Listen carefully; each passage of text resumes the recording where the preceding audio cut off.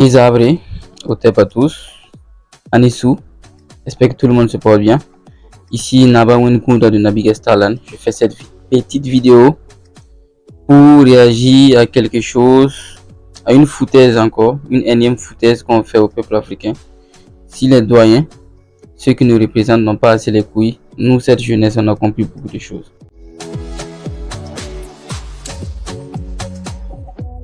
Aujourd'hui, on va parler un peu politique.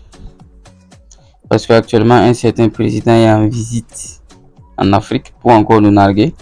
Mais ce qu'il ne sait pas, c'est que ce qu'il a fait avec nos dévanciers ne passera jamais avec nous. Je pense qu'il voit déjà la tendance parce qu'on les chasse partout. Ils disent qu'ils se déplacent, qu'ils quittent. Non, on vous a chassé, on ne veut pas ici. Donc, c'est pas parce que tu vas multiplier les rencontres à longueur de journée dans les pays africains que quelque chose va changer. Parce que ces soi-disant dirigeants, la plupart du temps, ne reflètent pas ce que la population veut. Donc, je pense que beaucoup de gens ont compris cela.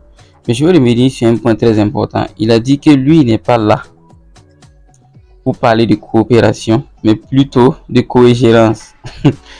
Quand on parle de coopération, c'est quoi? C'est collaborer, faire ensemble, union, c'est-à-dire convergence de pensée. Et lui, il dit co-gérance. En fait, ça, c'est un mot très important pour montrer au fait la mentalité impérialiste de cette vie. Co-gérance, c'est quoi? Par exemple, on prend les bases militaires. Je n'ai jamais vu une base militaire qui est gérée par plusieurs États. Si ce président-là, je ne dirai pas son nom, si ce président-là peut nous montrer un modèle où on a pu gérer une base militaire avec deux États qui nous disent pour qu'on essaie de le suivre. C'est une manière de vous dire tout simplement la manière de gérer là. On va changer de stratégie pour bien vous niquer. C'est tout. Absolument rien n'a changé. Et il se permet de se déplacer avec quoi? C'est pour ça que je dis, les chanteurs, c'est pour ça que je dis, quelle que soit l'activité que tu fais, tu es forcément en train d'alimenter une idéologie, un pays, une économie. Quand on leur dit, quand on est en train de tuer ton peuple par exemple, au Congo, on dit à Fali, il peut pas dire non, nous on fait pas de politique. Nous on est des chanteurs, on reste là. Ok. Maintenant quand un certain président fait une tournée promotionnelle comme un artiste, toi tu te mets dans son voyage et tu t'affiches avec lui. Quelle idée veux-tu véhiculer? C'est pas de la politique ça. Tu vois? Et puis regardez la mentalité qui ressort de ça.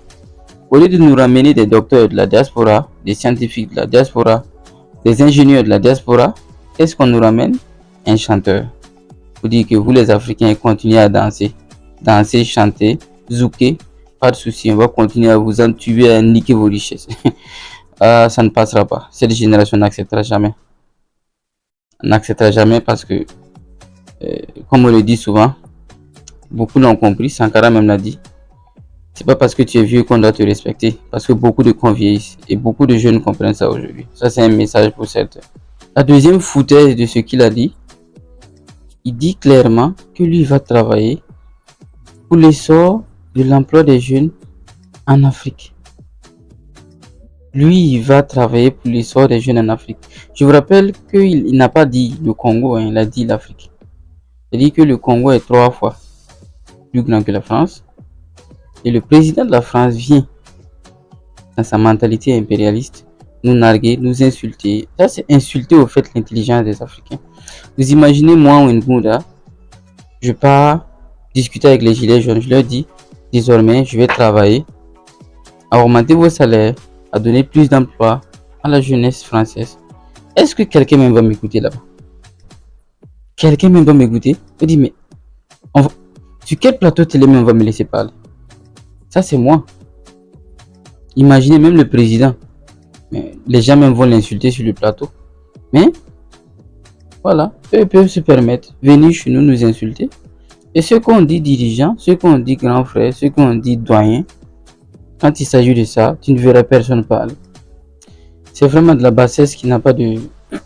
Cette bassesse-là n'a même pas de limite, en fait. Mais heureusement, beaucoup ont compris. Beaucoup ont compris. Je pense que Fali a reçu le message. Il y a pas, tu peux pas être dans deux camps, soit dans le camp des traites, soit dans le camp de ceux qui ont décidé de se battre pour l'autodétermination.